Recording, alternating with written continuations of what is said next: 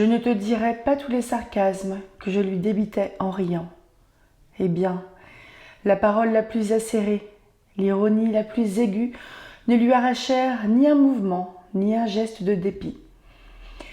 Elle m'écoutait en gardant sur ses lèvres, dans ses yeux, son sourire d'habitude, ce sourire qu'elle prenait comme un vêtement, et toujours le même pour ses amis, pour ses simples connaissances, pour les étrangers.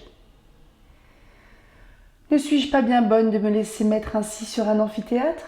dit-elle, en saisissant un moment pendant lequel je la regardais en silence. « Vous le voyez ?»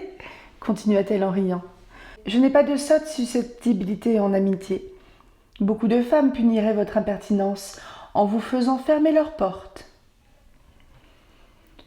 Vous pouvez me bannir de chez vous sans être tenu de donner la raison de vos sévérités. » En disant cela, je me sentais prête à la tuer si elle m'avait congédiée. « Vous êtes fou !» s'écria-t-elle en souriant. « Avez-vous jamais songé, repris-je, aux effets d'un violent amour ? Un homme au désespoir a souvent assassiné sa maîtresse. Il vaut mieux être morte que malheureuse, répondit-elle froidement. Un homme aussi passionné doit un jour abandonner sa femme et la laisser sur la paille, après lui avoir mangé sa fortune. Cette arithmétique m'abasourdit. Je vis clairement un abîme entre cette femme et moi. Nous ne pouvions jamais nous comprendre. Adieu, lui dis-je froidement. Adieu, répondit-elle en inclinant la tête d'un air amical. À demain. Je la regardais pendant un moment, en lui dardant tout l'amour auquel je renonçais. Elle était debout et me jetait son sourire banal, le détestable sourire d'une statue de marbre, sec et poli, paraissant exprimer l'amour, mais froid. Concevras-tu, mon cher, toutes les douleurs qui m'assaillirent en revenant chez moi par la pluie et la neige, en marchant sur le verglas des quais pendant une lieue, ayant tout perdu ? Oh, savoir qu'elle ne pensait seulement pas à ma misère et me croyait, comme elle, riche et doucement voiturée. Combien de ruines et de déceptions. Il ne s'agissait plus d'argent, mais de toutes les fortunes de mon âme.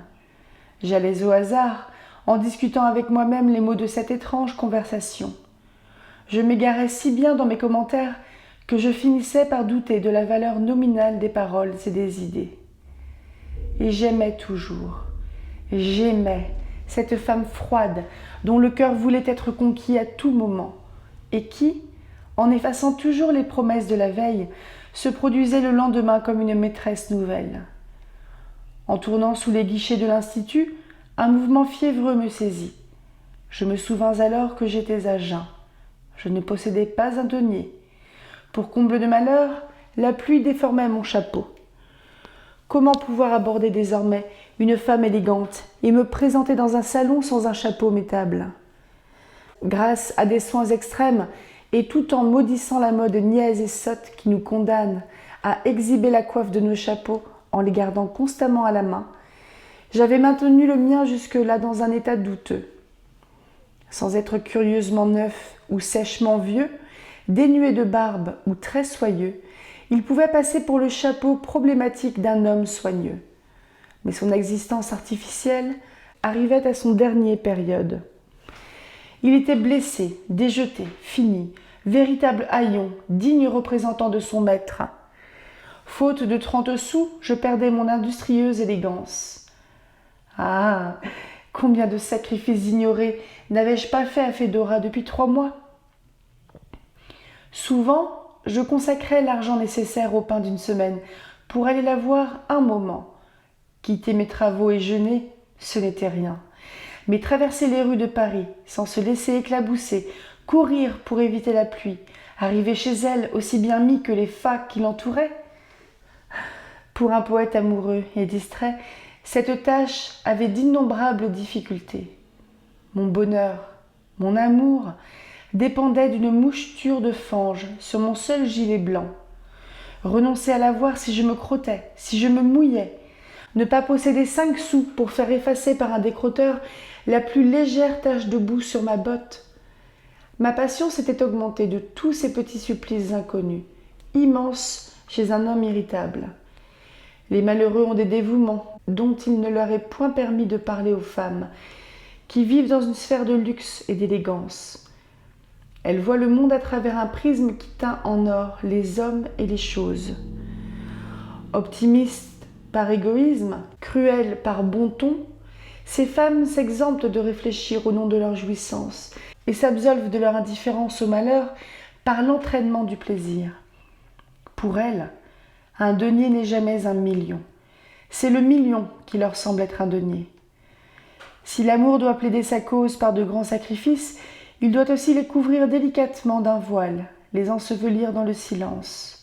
Mais, en prodiguant leur fortune et leur vie, en se dévouant, les hommes riches profitent des préjugés mondains qui donnent toujours un certain éclat à leurs amoureuses folies. Pour eux, le silence parle et le voile est une grâce, tandis que mon affreuse détresse me condamnait à d'épouvantables souffrances, sans qu'il me fût permis de dire « j'aime » ou « je meurs ».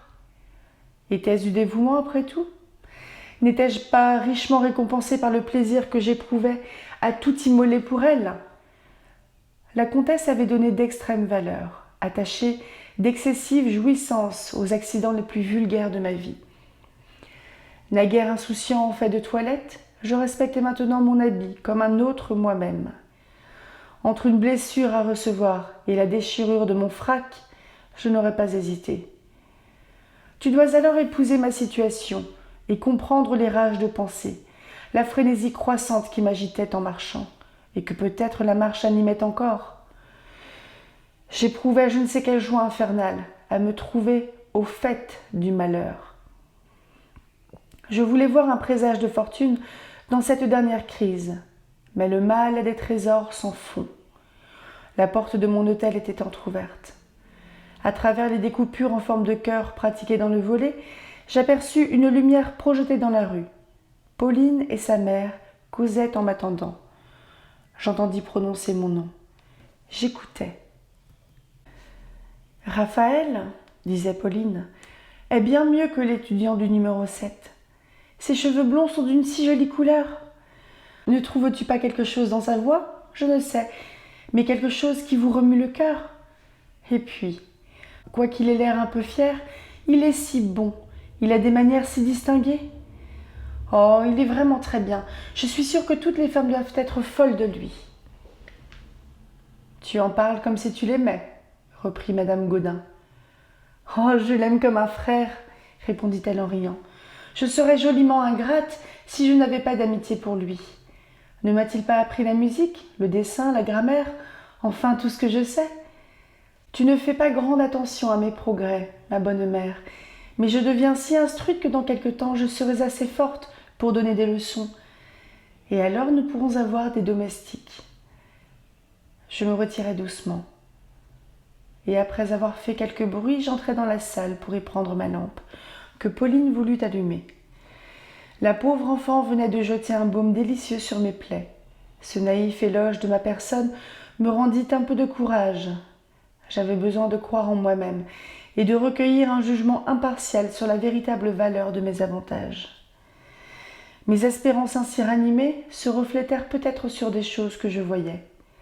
Peut-être aussi n'avais-je point encore bien sérieusement examiné la scène, assez souvent offerte à mes regards, par ces deux femmes au milieu de cette salle. Mais alors, j'admirais dans sa réalité le plus délicieux tableau de cette nature modeste, si naïvement reproduite par les peintres flamands.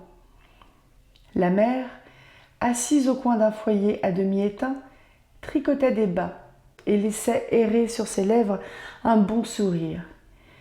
Pauline coloriait des écrans. Ses couleurs, ses pinceaux, étalés sur une petite table, parlaient aux yeux par de piquants effets. Mais ayant quitté sa place et se tenant debout pour allumer ma lampe, sa blanche figure en recevait toute la lumière. Il fallait être subjugué par une bien terrible passion pour ne pas adorer ses mains transparentes et roses, l'idéal de sa tête et sa virginale attitude. La nuit et le silence prêtaient leur charme à cette laborieuse veillée, à ce paisible intérieur. Ces travaux continus et gaiement apportés attestait une résignation religieuse, pleine de sentiments élevés. Une indéfinissable harmonie existait là, entre les choses et les personnes.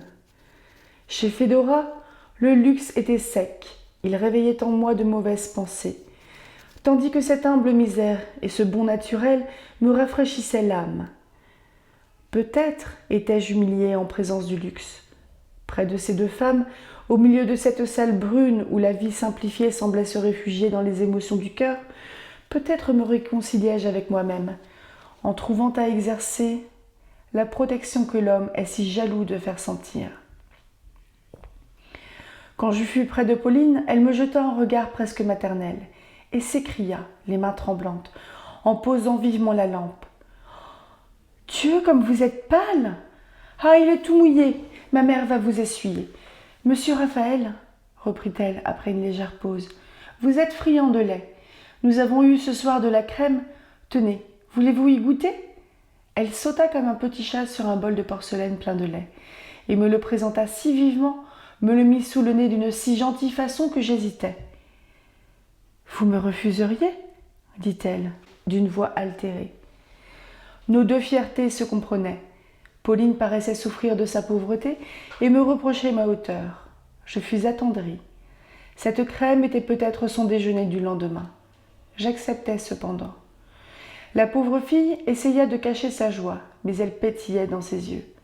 « J'en avais besoin, » lui dis-je en m'asseyant. Une expression soucieuse passa sur son front. « Vous souvenez-vous, Pauline, de ce passage où Bossuet nous peint Dieu récompensant un verre d'eau plus richement qu'une victoire ?»« Oui, dit-elle, et son sein battait comme celui d'une jeune fauvette entre les mains d'un enfant. Eh bien, comme nous nous quitterons bientôt, ajoutai-je d'une voix mal assurée, laissez-moi vous témoigner ma reconnaissance pour tous les soins que vous et votre mère vous avez eus de moi. »« Oh, ne comptons pas, dit-elle en riant. Son rire cachait une émotion qui me fit mal. « Mon piano, repris-je, sans paraître avoir entendu ces paroles, est un des meilleurs instruments des rares. Acceptez-le.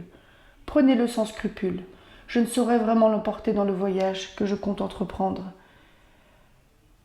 Éclairées peut-être par l'accent de mélancolie avec lequel je prononçai ces mots, les deux femmes semblèrent m'avoir compris et me regardèrent avec une curiosité mêlée d'effroi.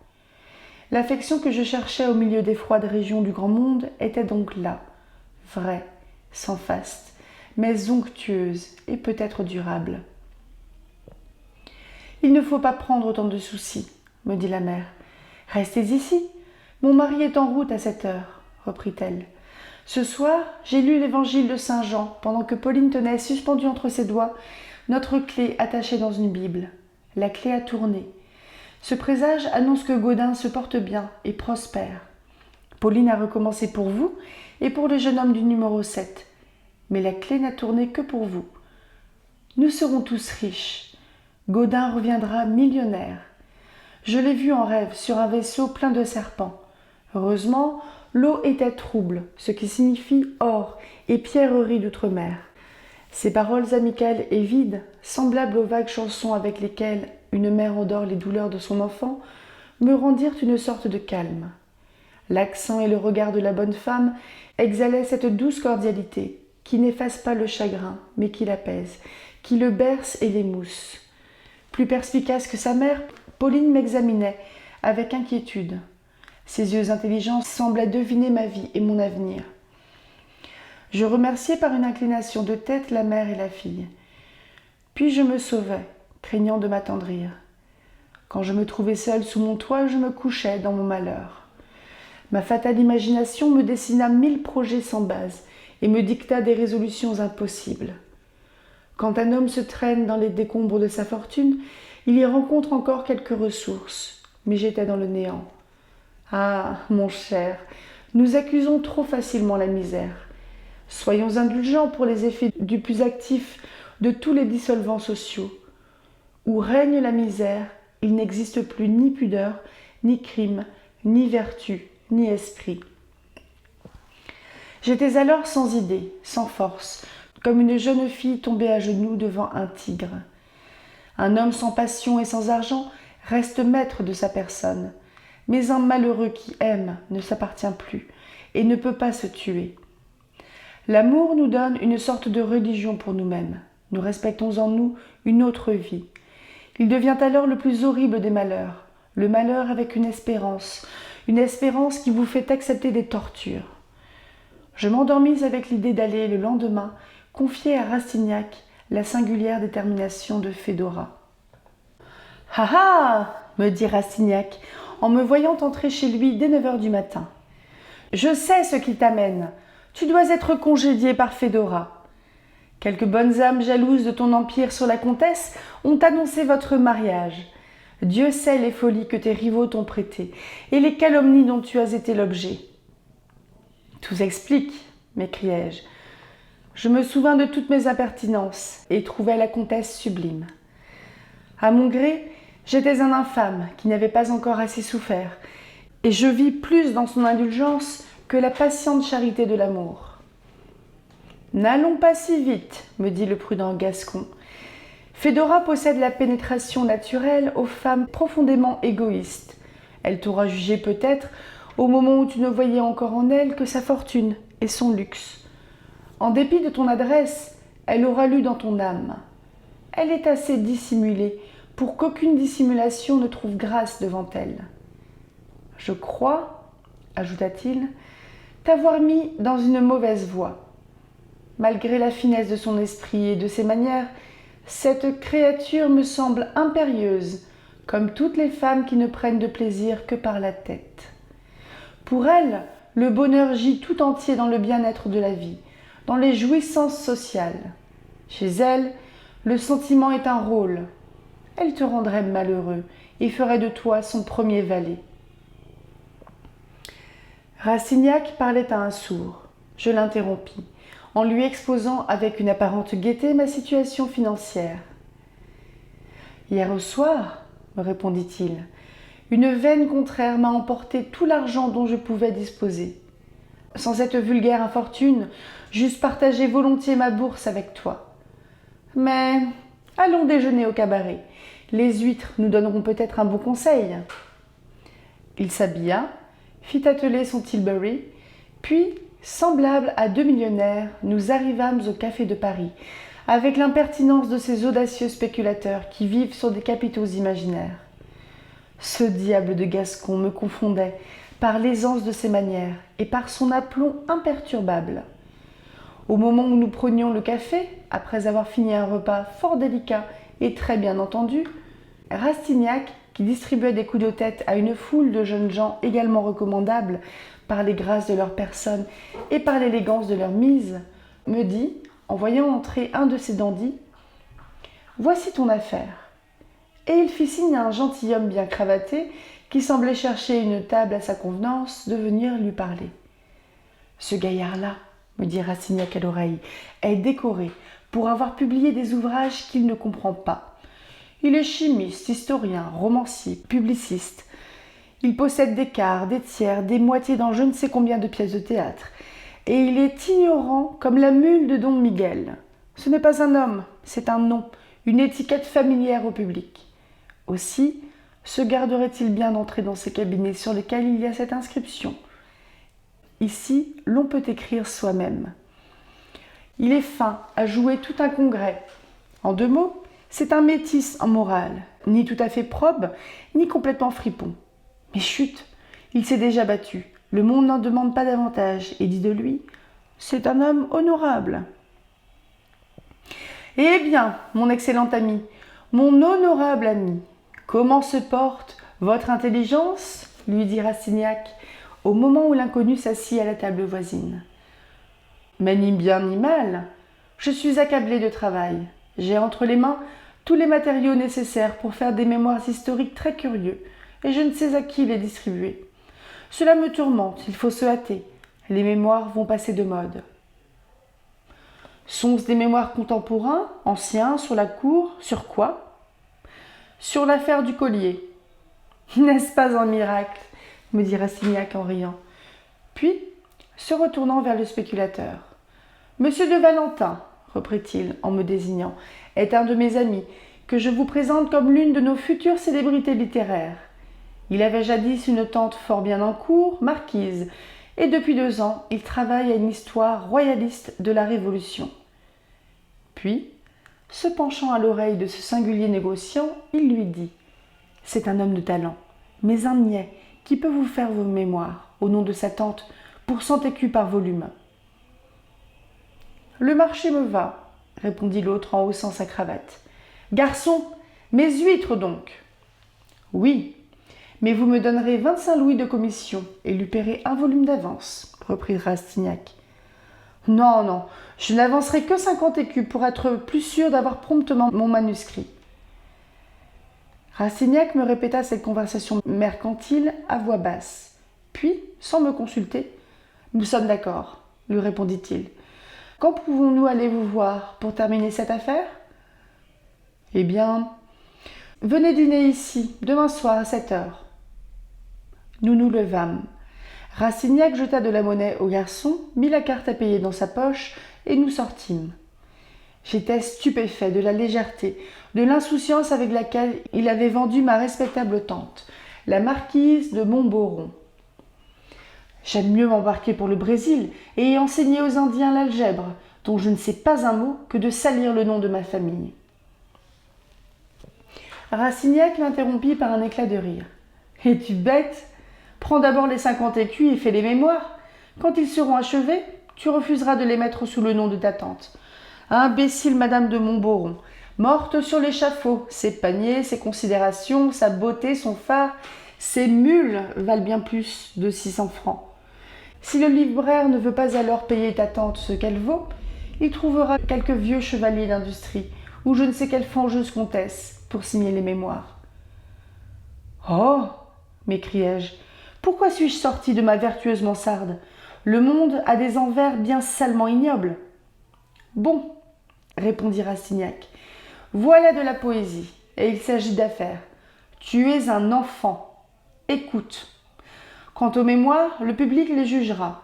Quant à mon proxénète littéraire, n'a-t-il pas dépensé 8 ans de sa vie et payé ses relations avec la librairie par de cruelles expériences ? En partageant inégalement avec lui le travail du livre, ta part d'argent n'est-elle pas aussi la plus belle ? 25 louis sont une bien plus grande somme pour toi que 1000 francs pour lui. Va, tu peux écrire des mémoires historiques, œuvre d'art si jamais il en fut, quand Diderot a fait 6 sermons pour 100 écus. Enfin, lui dis-je, tout ému, c'est pour moi une nécessité. Ainsi, mon pauvre ami, je te dois des remerciements. 25 louis me rendront bien riche. Et plus riche que tu ne penses, reprit-il en riant. Si Finot me donne une commission dans l'affaire, ne devines-tu pas qu'elle sera pour toi ? Allons au bois de Boulogne, dit-il. Nous y verrons ta comtesse, et je te montrerai la jolie petite veuve que je dois épouser. Une charmante personne, alsacienne, un peu grasse. Elle lit Kant, Schiller, Jean-Paul, et une foule de livres hydrauliques. Elle a la manie de toujours me demander mon opinion. Je suis obligée d'avoir l'air de comprendre toute cette sensiblerie allemande, de connaître un tas de ballades, toutes drogues qui me sont défendues par le médecin. Je n'ai pas encore pu la déshabituer de son enthousiasme littéraire. Elle pleure des averses à la lecture de Goethe, et je suis obligée de pleurer un peu, par complaisance, car il y a 50 000 livres de rente, mon cher, et le plus joli petit pied, la plus jolie petite main de la terre. Ah, si elle ne disait pas « mon ange est brouillé » pour « mon ange est brouillé », ce serait une femme accomplie. Nous vîmes la comtesse, brillante, dans un brillant équipage. La coquette nous salua fort affectueusement, en me jetant un sourire qui me parut alors divin et plein d'amour. Ah, j'étais bien heureux, je me croyais aimé. J'avais de l'argent et des trésors de passion, plus de misère. Léger, gai, content de tout, je trouvais la maîtresse de mon ami charmante. Les arbres, l'air, le ciel, toute la nature semblait me répéter le sourire de Fédora. En revenant des Champs-Élysées, nous allâmes chez le chapelier et chez le tailleur de Rastignac. L'affaire du collier me permit de quitter mon misérable pied de paix pour passer à un formidable pied de guerre. Désormais, je pouvais sans crainte lutter, de grâce et d'élégance, avec les jeunes gens qui tourbillonnaient autour de Fédora. Je revins chez moi. Je m'y enfermais, restant tranquille en apparence, près de ma lucarne, mais disant d'éternels adieux à mes toits, vivant dans l'avenir, dramatisant ma vie, escomptant l'amour et ses joies. Ah, comme une existence peut devenir orageuse entre les 4 murs d'une mansarde. L'âme humaine est une fée. Elle métamorphose une paille en diamant. Sous sa baguette, les palais enchantés éclosent comme les fleurs des champs sous les chaudes inspirations du soleil. Le lendemain, vers midi, Pauline frappa doucement à ma porte et m'apporta, devine quoi, une lettre de Fédora. La comtesse me priait de venir la prendre au Luxembourg pour aller, de là, voir ensemble le muséum et le jardin des plantes. « Un commissionnaire attend la réponse, me dit-elle, après un moment de silence. Je griffonnai promptement une lettre de remerciement que Pauline emporta. Je m'habillai. Au moment où, assez content de moi-même, j'achevais ma toilette, un frisson glacial me saisit à cette pensée. Fédora est-elle venue en voiture ou à pied? Pleuvra-t-il? Fera-t-il beau? Mais, me dis-je, qu'elle soit à pied ou en voiture, est-on jamais certain de l'esprit fantasque d'une femme? Elle sera sans argent et voudra donner 100 sous à un petit savoyard, parce qu'il aura de jolies guenilles. J'étais sans un rouge liard et ne devais avoir de l'argent que le soir. Oh, combien dans ces crises de notre jeunesse, un poète paie cher la puissance intellectuelle dont il est investi par le régime et par le travail. En un instant, 1000 pensées vives et douloureuses me piquèrent comme autant de dards. Je regardais le ciel par ma lucarne. Le temps était fort incertain. En cas de malheur, je pouvais bien prendre une voiture pour la journée, mais aussi ne tremblais-je pas à tout moment, au milieu de mon bonheur, de ne pas rencontrer Finot le soir? Je ne me sentis pas assez fort pour supporter tant de craintes au sein de ma joie. Malgré la certitude de ne rien trouver, j'entrepris une grande exploration à travers ma chambre. Je cherchais des écus imaginaires, jusque dans les profondeurs de ma paillasse. Je fouillais tout. Je secouais même de vieilles bottes. En proie à une fièvre nerveuse, je regardais mes meubles d'un œil hagard après les avoir renversés tous. Comprendras-tu le délire qui m'anima lorsqu'en ouvrant pour la 7e fois le tiroir de ma table à écrire que je visitais avec cette espèce d'indolence dans laquelle nous plonge le désespoir, j'aperçus, collé contre une planche latérale, tapie sournoisement, mais propre, brillante, lucide comme une étoile à son lever, une belle et noble pièce de 100 sous. Ne lui demandant compte ni de son silence, ni de la cruauté dont elle était coupable en se tenant ainsi cachée, je la baisai comme un ami fidèle au malheur et la saluai par un cri qui trouva de l'écho. Je me retournai brusquement et vis Pauline, toute pâle. « J'ai cru, dit-elle d'une voix émue, que vous vous faisiez mal. Le commissionnaire. » Elle s'interrompit comme si elle étouffait. « Mais ma mère l'a payé, ajouta-t-elle. Puis elle s'enfuit, enfantine et follette comme un caprice. Pauvre petite, je lui souhaitais mon bonheur. En ce moment, il me semblait avoir dans l'âme tout le plaisir de la terre, et j'aurais voulu restituer aux malheureux la part que je croyais leur voler. Nous avons presque tous raison dans nos pressentiments d'adversité. La comtesse avait renvoyé sa voiture. Par un de ces caprices que les jolies femmes ne s'expliquent pas toujours à elles-mêmes, elle voulait aller au jardin des plantes, par les boulevards et à pied. « Mais il va pleuvoir, lui dis-je. » Elle prit plaisir à me contredire. Par hasard, il fit beau pendant tout le temps que nous marchâmes dans le Luxembourg.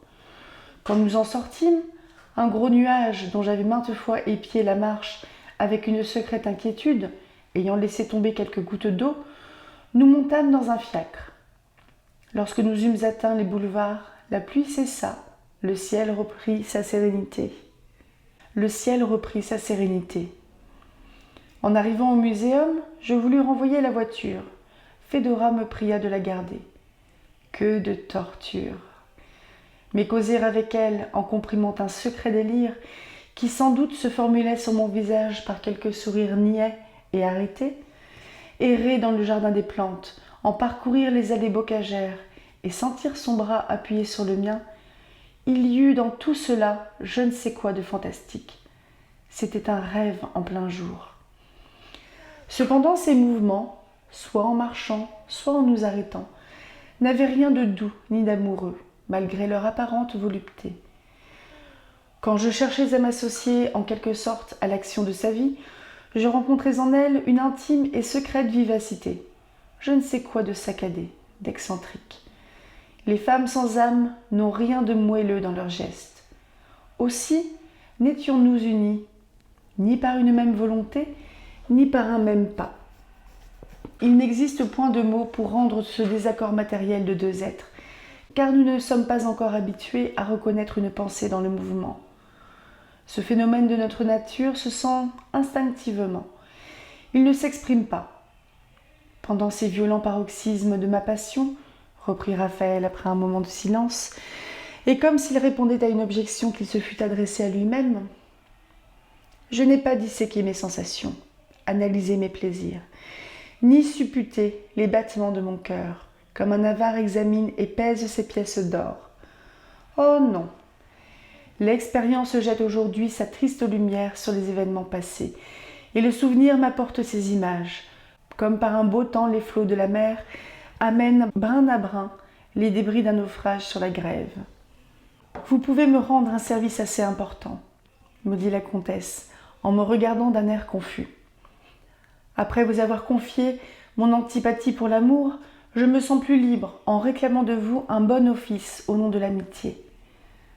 N'aurez-vous pas, reprit-elle en riant, beaucoup plus de mérite à m'obliger aujourd'hui ? Je la regardai avec douleur. N'éprouvant rien près de moi, elle était pateline et non pas affectueuse. Elle me paraissait jouer un rôle en actrice consommée. Puis, tout à coup, son accent, un regard, un mot réveillaient mes espérances. Même si mon amour ranimé se peignait alors dans ses yeux, elle en soutenait les rayons sans que la clarté des siens s'en altérât, car il semblait, comme ceux des tigres, être doublé par une feuille de métal. En ces moments-là, je la détestais. La protection du duc de Navarreins, dit-elle, en continuant avec des inflexions de voix pleines de câlinerie, me serait très utile auprès d'une personne toute puissante en Russie, et dont l'intervention est nécessaire pour me faire rendre justice dans une affaire qui concerne à la fois ma fortune et mon état dans le monde, la reconnaissance de mon mariage par l'empereur. Le duc de Navarreins n'est-il pas votre cousin ? Une lettre de lui déciderait tout. Je vous appartiens, lui répondis-je, ordonnée. Vous êtes bien aimable, reprit-elle en me serrant la main. Venez dîner avec moi. Je vous dirai tout, comme à un confesseur. Cette femme si méfiante, si discrète, et à laquelle personne n'avait entendu dire un mot sur ses intérêts, allait donc me consulter. Oh, combien j'aime maintenant le silence que vous m'avez imposé, m'écriai-je. Mais j'aurais voulu quelque épreuve plus rude encore. En ce moment, elle accueillit l'ivresse de mes regards et ne se refusa point à mon admiration. Elle m'aimait donc. Nous arrivâmes chez elle. Fort heureusement, le fond de ma bourse put satisfaire le cocher. Je passais délicieusement la journée, seule avec elle, chez elle. C'était la première fois que je pouvais la voir ainsi. Jusqu'à ce jour, le monde, sa gênante politesse et ses façons froides nous avaient toujours séparés, même pendant ces somptueux dîners. Mais alors, j'étais chez elle, comme si j'eusse vécu sous son toit. Je la possédais, pour ainsi dire. Ma vagabonde imagination brisait les entraves, arrangeait les événements de la vie à ma guise et me plongeait dans les délices d'un amour heureux. Me croyant son époux, je l'admirais, occupé de petits détails. J'éprouvais même du bonheur à lui voir ôter son châle et son chapeau. Elle me laissa seule un moment et revint les cheveux arrangés, charmante. Cette jolie toilette avait été faite pour moi. Pendant le dîner, elle me prodigua ses attentions et déploya des grâces infinies dans 1000 choses qui semblent des riens et qui cependant sont la moitié de la vie. Quand nous fûmes tous deux devant un foyer pétillant, assis sur la soie, environnés des plus désirables créations d'un luxe oriental, quand je vis si près de moi cette femme dont la beauté célèbre faisait palpiter tant de cœurs, cette femme si difficile à conquérir, me parlant, me rendant l'objet de toutes ses coquetteries, ma voluptueuse félicité devint presque de la souffrance. Pour mon malheur, je me souvins de l'importante affaire que je devais conclure et voulus aller au rendez-vous qui m'avait été donné la veille. « Quoi ? Déjà ?» dit-elle, en me voyant prendre mon chapeau. Elle m'aimait. Je le crus du moins, en l'entendant prononcer ces deux mots d'une voix caressante. Pour prolonger mon extase, j'aurais alors volontiers troqué 2 années de ma vie contre chacune des heures qu'elle voulait bien m'accorder. Mon bonheur s'augmenta de tout l'argent que je perdais. Il était minuit quand elle me renvoya. Néanmoins, le lendemain, mon héroïne me coûta bien des remords. Je craignis d'avoir manqué l'affaire des mémoires, devenue si capitale pour moi. Je courus chez Rastignac et nous allâmes surprendre à son lever le titulaire de mes travaux futurs. Finot me lut un petit acte où il n'était point question de ma tante, et après la signature duquel il me compta 50 écus. Nous déjeunâmes tous les 3. Quand j'eus payé mon nouveau chapeau, 60 cachets à 30 sous et mes dettes, il ne me restait plus que 30 francs. Mais toutes les difficultés de la vie s'étaient aplanies pour quelques jours. Si j'avais voulu écouter Rastignac, je pouvais avoir des trésors en adoptant avec franchise le système anglais. Il voulait absolument m'établir un crédit et me faire des emprunts, en prétendant que les emprunts soutiendraient le crédit. Selon lui, l'avenir était de tous les capitaux du monde le plus considérable et le plus solide. En hypothéquant ainsi mes dettes sur de futurs contingents, il donna ma pratique à son tailleur, un artiste qui comprenait le jeune homme et devait me laisser tranquille jusqu'à mon mariage. Dès ce jour, je rompis avec la vie monastique et studieuse que j'avais menée pendant 3 ans.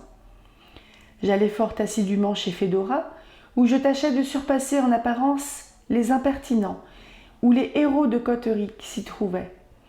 En croyant avoir échappé pour toujours à la misère, je recouvrais ma liberté d'esprit, j'écrasais mes rivaux et passais pour un homme plein de séduction, prestigieux, irrésistible.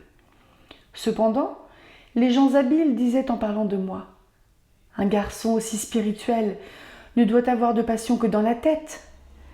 Ils vantaient charitablement mon esprit aux dépens de ma sensibilité. « Est-il heureux de ne pas aimer ?» s'écriait-il. « S'il aimait, aurait-il autant de gaieté, de verve ?» J'étais, cependant, bien amoureusement stupide en présence de Fédora. Seule avec elle, je ne savais rien lui dire, ou si je parlais, je médisais de l'amour. J'étais tristement gai comme un courtisan qui veut cacher un cruel dépit. Enfin, j'essayais de me rendre indispensable à sa vie, à son bonheur, à sa vanité. Tous les jours près d'elle, j'étais un esclave, un jouet sans cesse à ses ordres. Après avoir ainsi dissipé ma journée, je revenais chez moi pour y travailler pendant les nuits, ne dormant guère que 2 ou 3 heures de la matinée. Mais n'ayant pas, comme Rastignac, l'habitude du système anglais, je me vis bientôt sans un sou. Dès lors, mon cher ami, fat sans bonne fortune, élégant sans argent, amoureux anonyme, je retombais dans cette vie précaire, dans ce froid et profond malheur soigneusement caché sous les trompeuses apparences du luxe. Je ressentis alors mes souffrances premières, mais moins aiguës. Je m'étais familiarisé sans doute avec leurs terribles crises. Souvent, les gâteaux et le thé, si parcimonieusement offerts dans les salons, étaient ma seule nourriture. Quelquefois, les somptueux dîners de la comtesse me substantaient pendant 2 jours. J'employais tout mon temps, mes efforts, et ma science d'observation à pénétrer plus avant dans l'impénétrable caractère de Fédora. Jusqu'alors, l'espérance ou le désespoir avaient influencé mon opinion. Je voyais en elle tour à tour la femme la plus aimante ou la plus insensible de son sexe. Mais ces alternatives de joie et de tristesse devinrent intolérables. Je voulus chercher un dénouement à cette lutte affreuse, en tuant mon amour. De sinistres lueurs brillaient parfois dans mon âme et me faisaient entrevoir des abîmes entre nous. La comtesse justifiait toutes mes craintes. Je n'avais pas encore surpris de larmes dans ses yeux. Au théâtre, une scène attendrissante la trouvait froide et rieuse. Elle réservait toute sa finesse pour elle, et ne devinait ni le malheur ni le bonheur d'autrui. Enfin, elle m'avait joué. Heureux de lui faire un sacrifice, je m'étais presque avili pour elle en allant voir mon parent, le duc de Navarreins, homme égoïste, qui rougissait de ma misère et avait de trop grands torts envers moi pour ne pas me haïr. Il me reçut donc avec cette froide politesse qui donne aux gestes et aux paroles l'apparence de l'insulte. Son regard inquiet excita ma pitié. J'eus honte pour lui, de sa petitesse, au milieu de tant de grandeur, de sa pauvreté, au milieu de tant de luxe. Il me parla des pertes considérables que lui occasionnait le 3%. Je lui dis alors quel était l'objet de ma visite. Le changement de ses manières, qui de glaciales devinrent insensiblement affectueuses, me dégoûta. Eh bien, mon ami, il vint chez la comtesse, il m'y écrasa. Fédora trouva pour lui des enchantements, des prestiges inconnus. Elle le séduisit, traita sans moi cette affaire mystérieuse de laquelle je ne sus pas un mot. J'avais été pour elle un moyen. Elle paraissait ne plus m'apercevoir quand mon cousin était chez elle. Elle m'acceptait alors avec moins de plaisir. Elle m'acceptait alors avec moins de plaisir, peut-être, que le jour où je lui fus présentée. Un soir, elle m'humilia devant le duc par un de ses gestes et par un de ces regards qu'aucune parole ne saurait peindre. Je sortis pleurant, formant 1000 projets de vengeance, combinant d'épouvantables viols. Souvent, je l'accompagnais au bouffon. Là, près d'elle, tout entier à mon amour, je la contemplais en me livrant au charme d'écouter la musique, épuisant mon âme dans la double jouissance d'aimer et de retrouver les mouvements de mon cœur bien rendus par les phrases du musicien. Ma passion était dans l'air, sur la scène, elle triomphait partout, excepté chez ma maîtresse. Je prenais alors la main de Fédora, j'étudiais ses traits et ses yeux en sollicitant une fusion de nos sentiments, une de ces soudaines harmonies qui, réveillées par les notes, font vibrer les âmes à l'unisson. Mais sa main était muette et ses yeux ne disaient rien.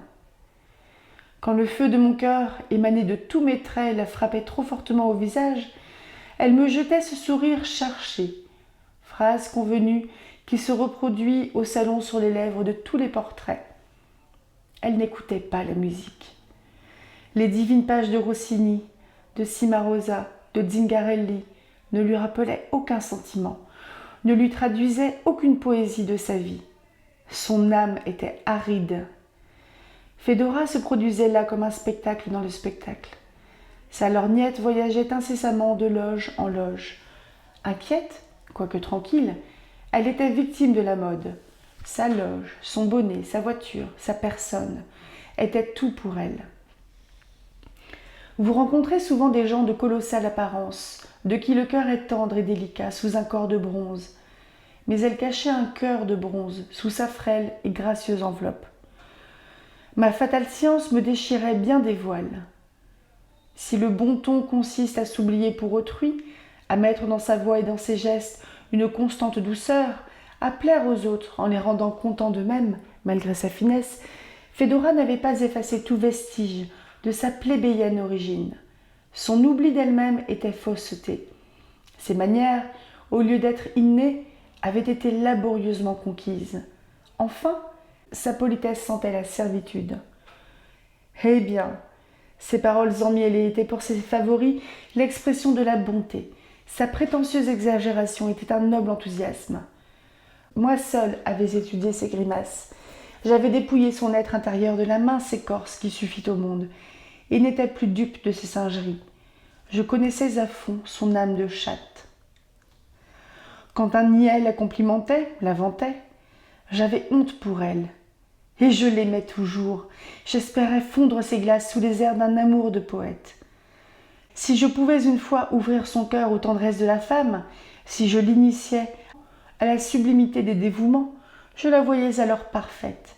Elle devenait un ange. Je l'aimais en homme, en amant, en artiste, quand il aurait fallu ne pas l'aimer pour l'obtenir. Un fat bien gourmé, un froid calculateur, en aurait triomphé peut-être. Vaine, artificieuse, elle eût sans doute entendu le langage de la vanité, se serait laissée entortiller dans les pièges d'une intrigue. Elle eût été dominée par un homme sec et glacé.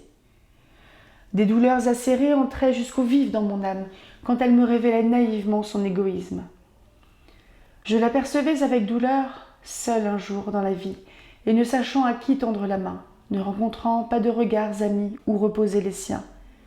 Un soir, j'eus le courage de lui peindre, sous des couleurs animées, sa vieillesse déserte, vive et triste. À l'aspect de cette épouvantable vengeance de la nature trompée, elle dit un mot atroce.